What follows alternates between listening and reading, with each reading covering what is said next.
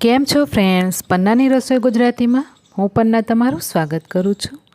આજે આપણે કોઈપણ પ્રકારનો મેદો કે લોટનો ઉપયોગ કર્યા વગર એકદમ નવી રીતે કેક બનાવશું।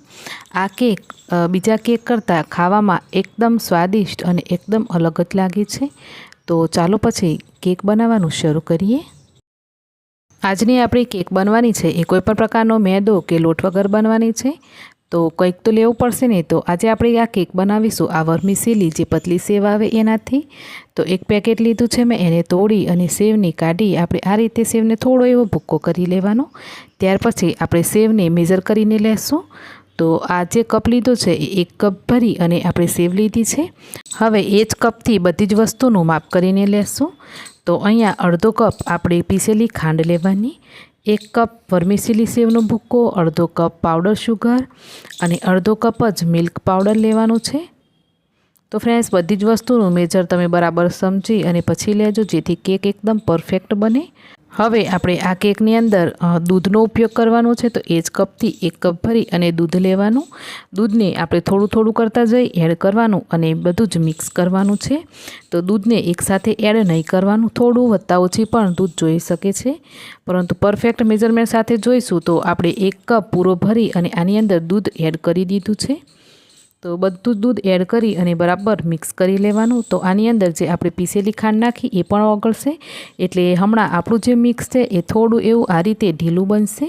હવે એની અંદર અડધો ચમચી ઇલાયચીનો પાવડર નાખીશું। તમારી પાસે ઇલાયચીનો પાવડર હોય તો ઇલાયચીનો પાવડર, ના હોય તો તમે રોઝ એસેન્સ, કેવડા એસેન્સ એવું પણ નાખી શકો।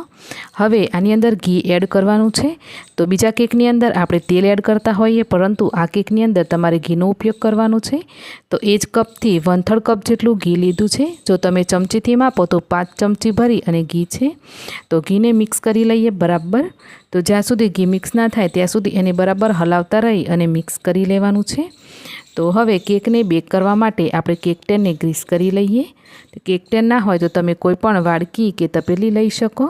એની અંદર બટર પેપર લગાવી બટર પેપરને પણ બરાબર ગ્રીસ કરી અને તૈયાર કરી લેશું, જેથી આપણે જ્યારે કેક અનમોલ્ડ કરીએ તો આસાનીથી અનમોલ્ડ થઈ જાય। બીજી બાજુ કઢાઈ પણ મેં ફ્રીહીટ થવા માટે મૂકી દીધી છે। તો છેલ્લે જ્યારે કઢાઈ ફ્રીહીટ થઈ જાય પછી આપણે આ બેટરની અંદર અડધો ચમચી બેકિંગ પાવડર નાખીશું। તો આની અંદર તમારે બેકિંગ પાવડર નાખવાનો છે, બેકિંગ સોડા નથી નાખવાના। તો બેકિંગ પાવડર નાખ્યા પછી બરાબર મિક્સ કરી લઈએ અને 2 ચપટી જેટલો એની અંદર યલો ફૂડ કલર એડ કરું છું, જેથી કેક છે એ દેખાવામાં સરસ બને। અહીંયા ફૂડ કલર નાખવો ટોટલી ઓપ્શનલ છે। તો બેકિંગ પાવડર અને ફૂડ કલર નાખ્યા પછી તમારે વધારે રાહ નથી જોવાની, તરત જ આ મિક્સરને તમારે ટ્રેની અંદર લઈ લેવાનું છે અને એને ફટાફટ આ બધી પ્રોસેસ કરી લેવાની, કેમ કે આપણે બેકિંગ પાવડર નાખ્યા પછી વધારે રાહ જોશું તો આપણો કેક છે એ બરાબર ફૂલે નહીં અને સારું નહીં બને।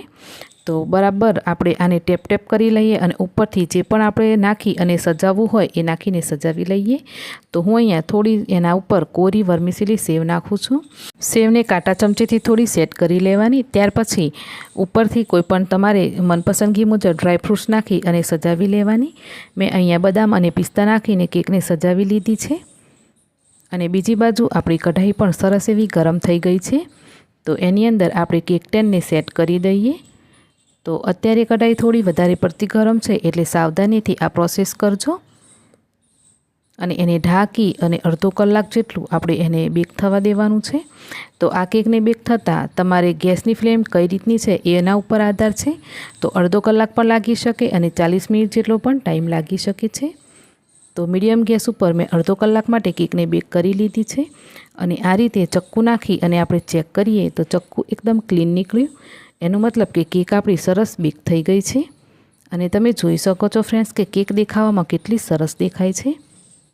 તો ચાલો પછી થોડું એને ઠંડુ થવા દીધા પછી કટ કરી લઈએ અને એ કેટલી આસાનીથી અનમોલ્ડ થાય છે એ પણ તમે જોઈ શકો છો। તો આપણી એકદમ નવી અને એકદમ આસાનીથી બનતી કેક તૈયાર છે। આ કેકને કટ કરીને પણ હું તમને બતાવી દઉં છું। વાવ, તમે જોઈ શકો છો ને ફ્રેન્ડ્સ કે કેક કેટલી સરસ બની છે। અને હા, આ નવી રીતની કેકની રેસીપી તમને કેવી લાગી કોમેન્ટ કરીને જરૂરથી જણાવજો મને, અને એકવાર આ કેકને ટ્રાય જરૂર કરજો ફ્રેન્ડ્સ। આજની વર્મીસેલી સેવની કેકની રેસીપી તમને પસંદ આવી હોય તો વિડીયોને લાઇક શેર કરી ચેનલને જરૂરથી સબસ્ક્રાઈબ કરજો। મળીએ એક આવી જ નવી રેસીપીની સાથે। આવજો।